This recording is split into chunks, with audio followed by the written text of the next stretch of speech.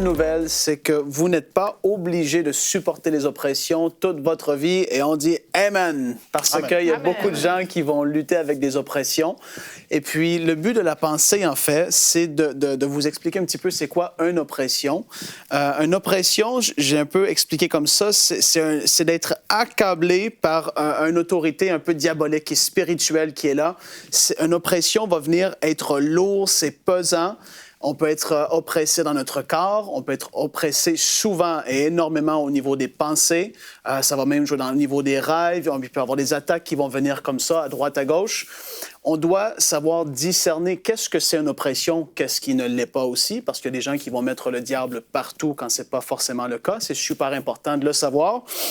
Et puis aussi, qu'est-ce que je veux vous apporter comme pensée très concrètement, c'est que l'ignorance de la volonté de Dieu va nous tenir prisonniers.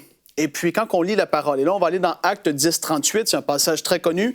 La parole nous dit, vous savez comment Dieu a oint du Saint-Esprit et de force Jésus de Nazareth qui allait de lieu en lieu et il faisait du bien et guérissait tous ceux qui étaient sous l'empire du diable. Donc, c'est-à-dire que justement, il était là et il dominait sur des personnes. Les esprits méchants dominaient, oppressaient, accablaient des personnes.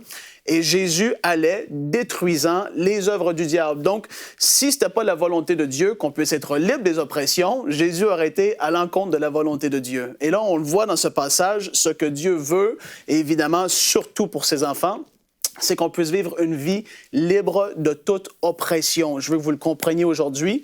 Et puis là, vous allez me dire, mais comment je fais pour m'en débarrasser? Et là, je vais vous dire qu'on va le voir dans l'émission un petit peu plus tard. Et vous devez rester avec nous pour ça, c'est très important.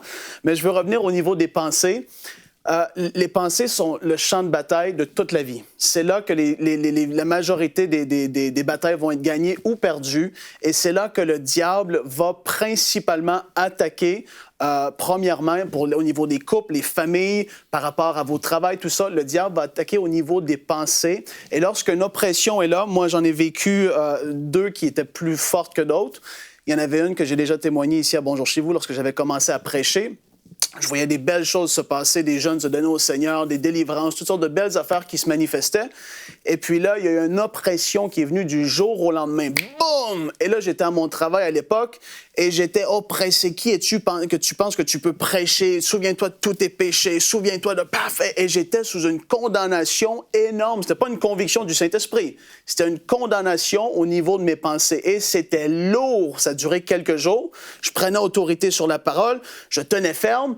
Et tôt ou tard, l'oppression n'a pas le choix de quitter. Et comme j'ai dit, on va le voir plus tard dans l'émission, comment est-ce que ça va se faire au niveau du combat spirituel. C'est important. Il y a un combat qui est là, mais souvenez-vous et rappelez-vous et sachez-le, c'est pas la volonté de Dieu que vous soyez sous une oppression diabolique pendant des années de temps. C'est absolument pas sa volonté. Et au contraire, Jésus, il a vaincu toute puissance de l'ennemi. Il a triomphé d'eux par la croix et on a accès à son autorité, à la victoire qu'il nous a donnée.